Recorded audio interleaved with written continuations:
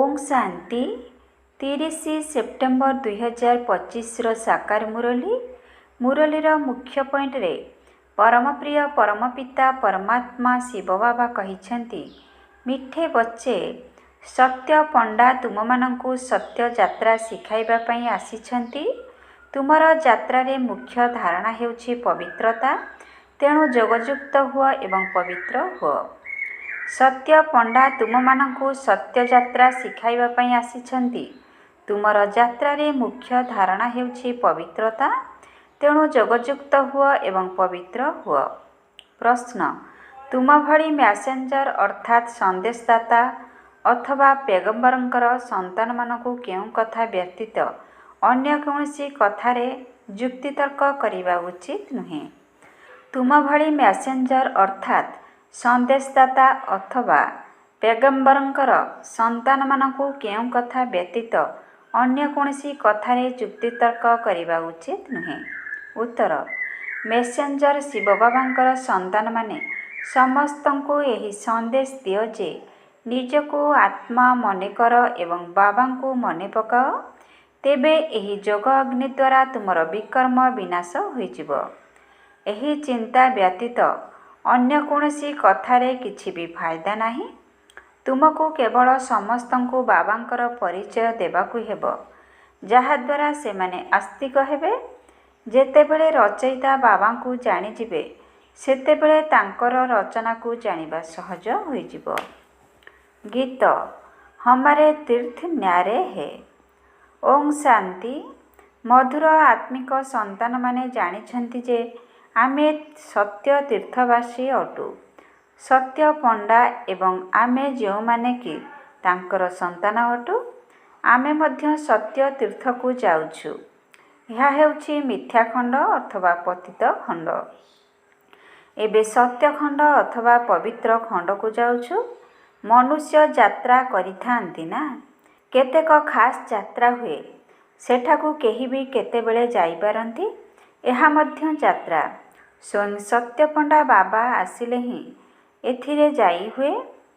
से कल्प कल्पर संगम रे आसुछंती। एथिरे ठंडा गरमर कोनोसी कथा नाही, ना धक्का खाइबार कथा अछि। यह हेउछि स्मृतिर यात्रा। सेही यात्रा को सन्यासी माने मध्य जाइथांती। निष्ठापर यात्री सर्वदा पवित्र रही थांती। तुम्हें समस्ते यात्रा करुछ, तुम्हें ब्राह्मण अट। सत्य ब्रह्मा कुमार कुमारी किए अटंती, जिए केबे हेले विकारर अधीन हेउनाहांती। पुरुषार्थी तो निश्चय अट। मनरे संकल्प आसिले मध्य मुख्य हेउछि विकारर कथा। केही जदि पचारुछंती तुम पाखरे निर्विकारी ब्राह्मण केते जण अछंती, कुह ए कथा पचारिबार आवश्यकता नाही। एही कथारे कौन आपणकर पेट पुरिबो? तुमे यात्री हुओ। यात्री केते जण अछंती ए कथा पचारिबारे कोनोसी फायदा नाही। सत्य एवं मिथ्या उभय ब्राह्मण मध्य अछंती। आजी असली अछंती, काली नकली होई जाउछंती। विकारग्रस्त हेले माने से ब्राह्मण नुहंती। ज्यों शूद्र थिले पुणी सेही शूद्र होई गले। आजी प्रतिज्ञा करी काली विकारर अधीन होई असुर होई जाउछंती। तेबे एही कथा सबु केते बसी बुझाउथिबी। एहा द्वारा पेट भरिबो नाही अथवा मुख मिठा हेबो नाही। एठारे आमे बाबांकु मने पकाउछु एवं बाबांक रचनार आदि मध्य अंतकु जानिछु। बाकी आउ कोनोसी कथारे किछि नाही। कुह एठारे बाबांकु मने पकाइबा शिखा जाउछि एवं मुख्य हेउछि पवित्रता। जिए आजी पवित्र होई पुणी अपवित्र होई जाउछंती, से ब्राह्मण नुहंती। एही हिसाब केते बसी तुमको सुनाउथिबी। एपरी बहुत मायार तोफान रे पड़ी तळकु खसी जाउछंती। सेथिपाई ब्राह्मण मानकर माला तियारी होई परिबो नाही। आमे तो पैगंबर अथवा मैसेंजरंकर संतान समस्तंकु संदेश देउछु। निजको आत्मा बुझी बाबांकु मने पकाओ, तेबे एही जोग अग्नि द्वारा विकर्म विनाश हेबो। मनरे एही चिंता रख। बाकी लोक माने तो बहुत बहुत प्रश्न पचारिबे।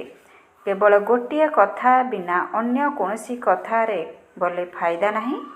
एठारे तो एही कथा जानिबाकु हेबो जे नास्तिकरु आस्तिक, अनाथरु सनाथ किपरि हेबो, जहाँकि पितांक ठारु संपत्ति पाई परिबो। ଏହି କଥା ପଚାର। ବାକି ତ ସମସ୍ତେ ପୁରୁଷାର୍ଥୀ ଅଟନ୍ତି। ବିକାର ଦ୍ୱାରା ହିଁ ବହୁତ ଫେଲ୍ ହେଉଛନ୍ତି। ଯଦି ବହୁତ ଦିନ ପରେ ସ୍ତ୍ରୀକୁ ଦେଖୁଛନ୍ତି ତେବେ ସେ କଥା ନ କହିଲେ ଭଲ। କାହାର ମଦ ପିଇବାର ଅଭ୍ୟାସ ଥିଲେ ତୀର୍ଥକୁ ଗଲେ ମଦ ଅଥବା ବିଡ଼ି ଅଭ୍ୟାସ ଯାହାର ଥିବ ସେସବୁକୁ ସେବନ କରିବା ବିନା ସେ ରହିପାରିବେ ନାହିଁ। ଲୁଚାଇ ପିଇଥାନ୍ତି। କ'ଣ କରିପାରିବେ? ବହୁତ ଅଛନ୍ତି ଯିଏକି ସତ୍ୟ କହୁନାହାନ୍ତି, ଲୁଚାଇ ଚାଲିଛନ୍ତି। ବାବା ସନ୍ତାନମାନଙ୍କୁ ଉପାୟ ବତାଉଛନ୍ତି ଯେ କିପରି ଚତୁରତାର ସହ ଜବାବ ଦେବା ଉଚିତ। ଏକ ବାବାଙ୍କର ହିଁ ପରିଚୟ ଦେବାକୁ ହେବ, ଯାହାଦ୍ୱାରା ମନୁଷ୍ୟ ଆସ୍ତିକ ହେବେ। ବାବାଙ୍କୁ ନ ଜାଣିବା ପର୍ଯ୍ୟନ୍ତ କୌଣସି ପ୍ରଶ୍ନ ପଚାରିବା ହିଁ ନିରର୍ଥକ ଅଟେ। ଏପରି ବହୁତ ଆସୁଛନ୍ତି ଯିଏ କିଛି ବି ବୁଝୁନାହାନ୍ତି, କେବଳ ଶୁଣୁଛନ୍ତି, ଫାଇଦା କିଛି ହେଲେ ନାହିଁ। ପିଲାମାନେ ବାବାଙ୍କୁ ପତ୍ର ଲେଖୁଛନ୍ତି। 1000ରେ 2000 ଆସି ପ୍ରଦର୍ଶନୀ ବୁଝିଗଲେ, କିନ୍ତୁ ସେମାନଙ୍କ ଭିତରୁ ଜଣେ ଦୁଇଜଣ ବୁଝିବା ପାଇଁ ଆସୁଛନ୍ତି। ଅମୁକ ଅମୁକ ବଡ଼ ଲୋକମାନେ ଆସୁଛନ୍ତି। ବାବା ବୁଝିଯାଉଛନ୍ତି ଯେ ସେମାନଙ୍କୁ ଯେଉଁ ପରିଚୟ ମିଳିବା ଦରକାର ତାହା ମିଳିନାହିଁ। ପୂରା ପରିଚୟ ମିଳିଲେ ବୁଝିଯିବେ ଇଏ ତ ଠିକ୍ କଥା କହୁଛନ୍ତି। ଆମ ଆତ୍ମାମାନଙ୍କର ପିତା ପରମ ପିତା ପରମାତ୍ମା ଅଟନ୍ତି। ସେ ଆମକୁ ପଢ଼ାଉଛନ୍ତି, କହୁଛନ୍ତି ନିଜକୁ ଆତ୍ମା ବୁଝି ମୋତେ ମନେ ପକାଅ। ଏହି ଅନ୍ତିମ ଜନ୍ମ ପବିତ୍ର ହୁଅ। ଯିଏ ପବିତ୍ର ରହୁନାହାନ୍ତି ସେ ବ୍ରାହ୍ମଣ ନୁହନ୍ତି, ଶୂଦ୍ର ଅଟନ୍ତି। ଏହା ଯୁଦ୍ଧ ଭୂମି ଅଟେ। ବୃକ୍ଷ ବଢ଼ିବ ଏବଂ ତୋଫାନ ମଧ୍ୟ ଲାଗିବ। ବହୁତ ପତ୍ର ଝଡ଼ିବ। କିଏ ବସି ଗଣନା କରିବ ଯେ ପ୍ରକୃତ ବ୍ରାହ୍ମଣ କିଏ? ଯିଏ କେବେ ବି ଶୂଦ୍ର ହେଉନାହାନ୍ତି ସିଏ ହିଁ ପ୍ରକୃତ ବ୍ରାହ୍ମଣ ଅଟନ୍ତି। ଟିକିଏ ହେଲେ କୁରୁଦୃଷ୍ଟି ନ ଯାଉ। ଅନ୍ତ ସମୟରେ କର୍ମାତୀତ ଅବସ୍ଥା ହେବ। ବହୁତ ଉଚ୍ଚ ଲକ୍ଷ୍ୟ ଅଟେ। ମନରେ ମଧ୍ୟ ନ ଆସୁ ଏହି ଅବସ୍ଥା ଅନ୍ତ ସମୟରେ ହେବ। ବର୍ତ୍ତମାନ ସମୟରେ ଜଣଙ୍କର ମଧ୍ୟ ଏପରି ଅବସ୍ଥା ନାହିଁ। ଏବେ ସମସ୍ତେ ପୁରୁଷାର୍ଥୀ ଅଟନ୍ତି। ବୁଦ୍ଧି ଏକରସ ରହୁନାହିଁ। ମୁଖ୍ୟ ହେଉଛି ଦୃଷ୍ଟିର କଥା। ଆମେ ଆତ୍ମା ଏହି ଶରୀର ଦ୍ୱାରା ଅଭିନୟ କରୁଛୁ।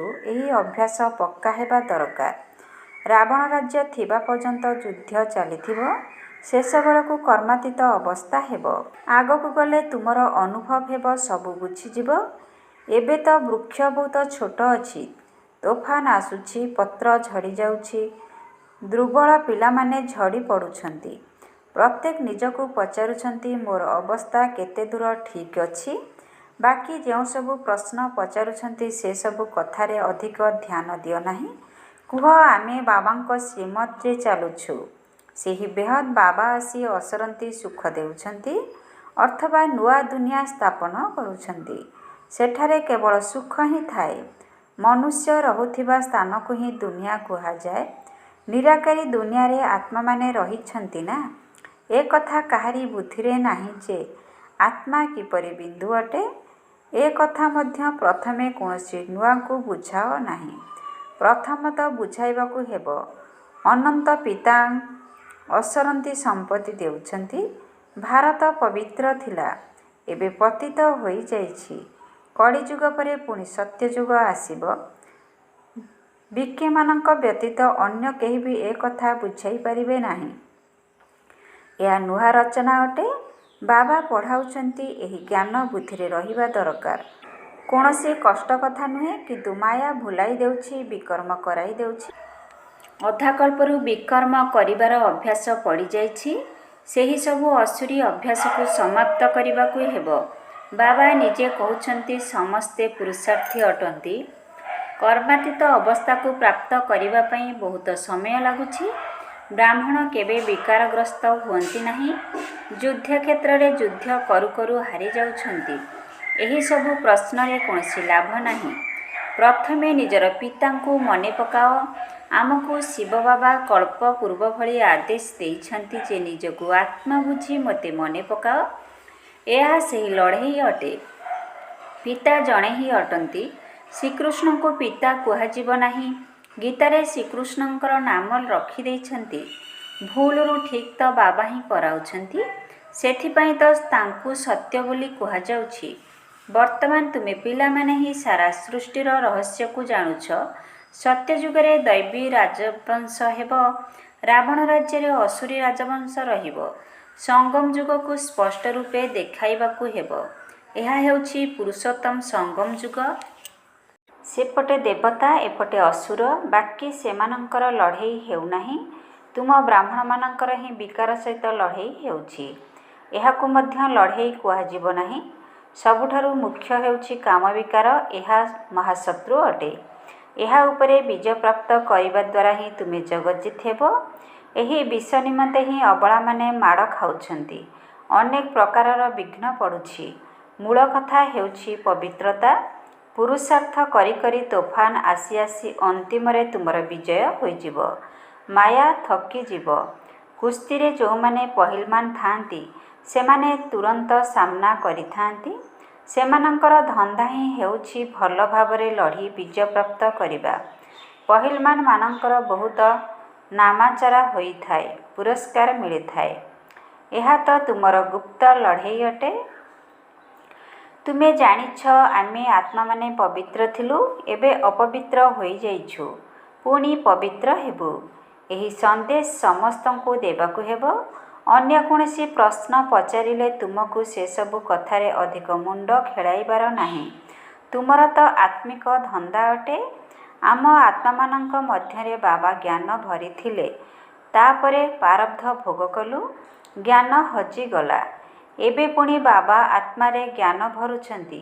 ବାକି ଏହି ନିଶାରେ ରହି କୁହ ଯେ ଆମେ ବାବାଙ୍କର ସନ୍ଦେଶ ଦେଉଛୁ। ବାବାଙ୍କୁ ମନେ ପକାଇଲେ ତୁମର କଲ୍ୟାଣ ହେବ। ତୁମର ଏହା ରୁହାନୀ ଧନ୍ଦା ଅଟେ। ପ୍ରଥମ କଥା ହେଉଛି ବାବାଙ୍କୁ ଜାଣ। ବାବା ହିଁ ଜ୍ଞାନର ସାଗର ଅଟନ୍ତି। ସେ କୌଣସି ପୁସ୍ତକ ଶୁଣାଉନାହାନ୍ତି। ଯେଉଁମାନେ ଦର୍ଶନ ତତ୍ତ୍ୱରେ ଡିଗ୍ରୀ ହାସଲ କରୁଛନ୍ତି ସେମାନେ ବହିପତ୍ର ପଢ଼ୁଛନ୍ତି। ଭଗବାନ ତ ଜ୍ଞାନର ସାଗର ଅଟନ୍ତି। ତାଙ୍କ ପାଖରେ ସୃଷ୍ଟିର ଆଦି ମଧ୍ୟ ଅନ୍ତର ଜ୍ଞାନ ରହିଛି। ସେ କ'ଣ କିଛି ବହି ପଢ଼ିଛନ୍ତି କି? ସେ ତ ସବୁ ବେଦ ଶାସ୍ତ୍ର ଆଦିକୁ ଜାଣିଛନ୍ତି।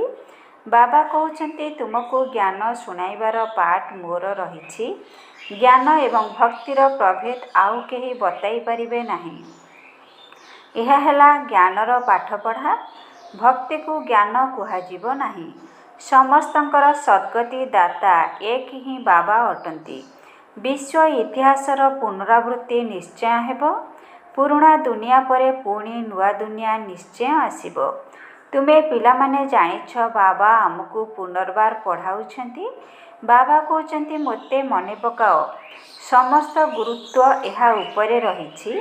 ବାବା ଜାଣିଛନ୍ତି ବହୁତ ଭଲ ଭଲ ନାମୀଗ୍ରାମୀ ସନ୍ତାନମାନେ ମଧ୍ୟ ଏହି ଯୋଗର ଯାତ୍ରାରେ ବହୁତ ଦୁର୍ବଳ ଅଟନ୍ତି ଏବଂ ଯେଉଁମାନେ ନାମୀଗ୍ରାମୀ ନୁହନ୍ତି, ବନ୍ଧନଯୁକ୍ତ, ଗରିବ, ସେମାନେ ଅଧିକ ଯୋଗଯୁକ୍ତ ରହିଥାନ୍ତି।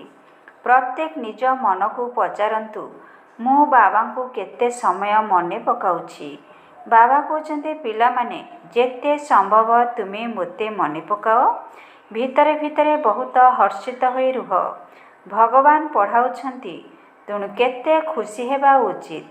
ବାବା କହୁଛନ୍ତି ତୁମେ ପବିତ୍ର ଆତ୍ମା ଥିଲ, ପୁଣି ଶରୀର ଧାରଣ କରି ପାଠ କରି କରି ପତିତ ହୋଇଯାଇଛ।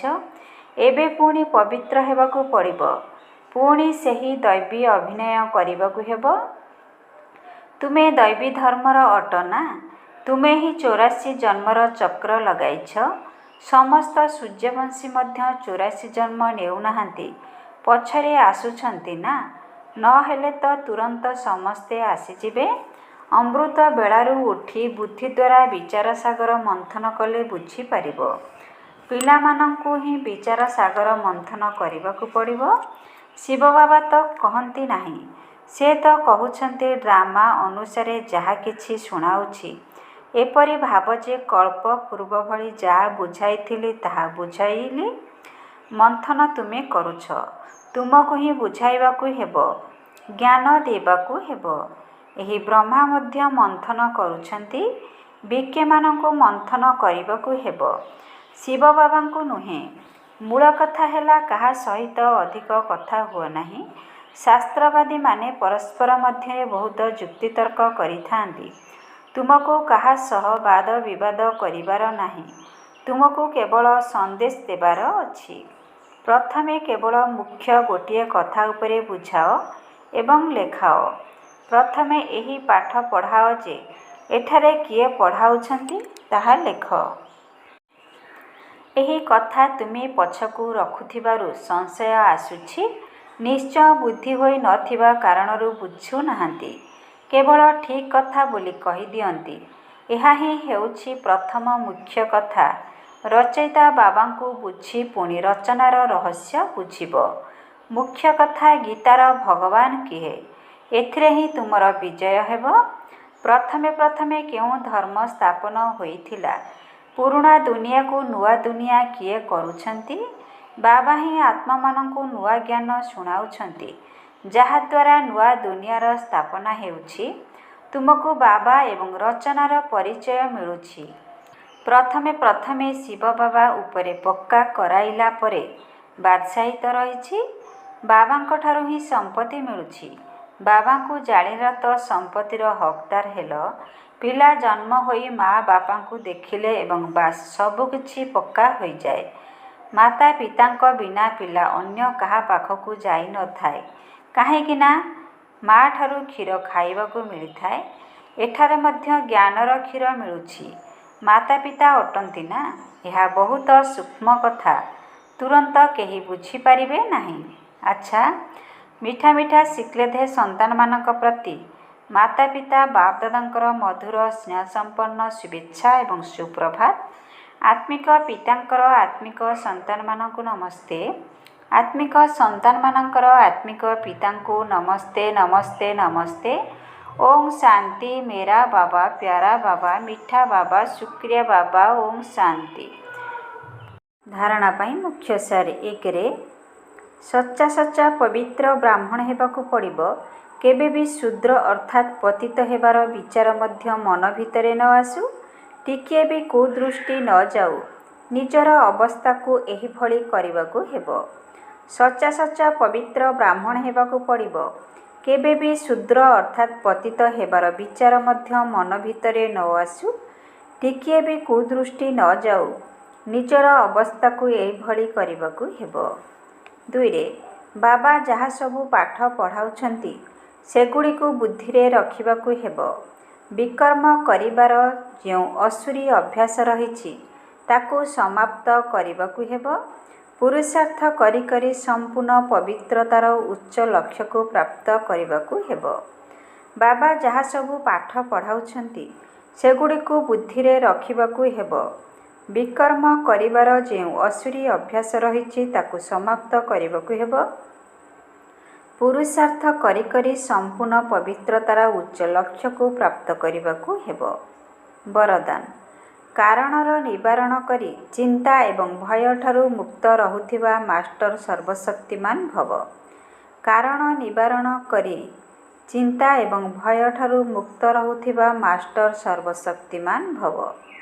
ବର୍ତ୍ତମାନ ସମୟରେ ଅଳ୍ପ କାଳର ସୁଖ ସାଥିରେ ଚିନ୍ତା ଏବଂ ଭୟ, ଏହି ଦୁଇଟି ଜିନିଷ ତ ନିଶ୍ଚୟ ରହିଛି। ଯେଉଁଠାରେ ଚିନ୍ତା ଅଛି ସେଠାରେ ନିଶ୍ଚିନ୍ତ ସ୍ଥିତି ରହିପାରିବ ନାହିଁ ଏବଂ ଯେଉଁଠାରେ ଭୟ ଅଛି ସେଠାରେ ଶାନ୍ତି ରହିପାରିବ ନାହିଁ। ତେଣୁ ସୁଖ ସହିତ ଏହି ଦୁଃଖ ଅଶାନ୍ତିର ଦୁଇଟି କାରଣ ମଧ୍ୟ ନିଶ୍ଚିନ୍ତ ରହିଛି। କିନ୍ତୁ ତୁମେ ସର୍ବଶକ୍ତି ରୂପୀ ସମ୍ପତ୍ତିରେ ସମ୍ପନ୍ନ ମାଷ୍ଟର ସର୍ବଶକ୍ତିମାନ ପିଲାମାନେ ଦୁଃଖର କାରଣର ନିବାରଣ କରିବା ବାଲା ଏବଂ ସର୍ବ ସମସ୍ୟାର ସମାଧାନ କରିବା ବାଲା ସମାଧାନ ସ୍ୱରୂପ ଅଟ। ସେଥିପାଇଁ ତୁମେ ଚିନ୍ତା ଏବଂ ଭୟଠାରୁ ମୁକ୍ତ ଅଟ। ଯେକୌଣସି ସମସ୍ୟା ତୁମ ସମ୍ମୁଖକୁ ଖେଳ ଦେଖାଇବା ପାଇଁ ଆସିଥାଏ, ଡରାଇବା ପାଇଁ ନୁହେଁ। ସ୍ଲୋଗାନ।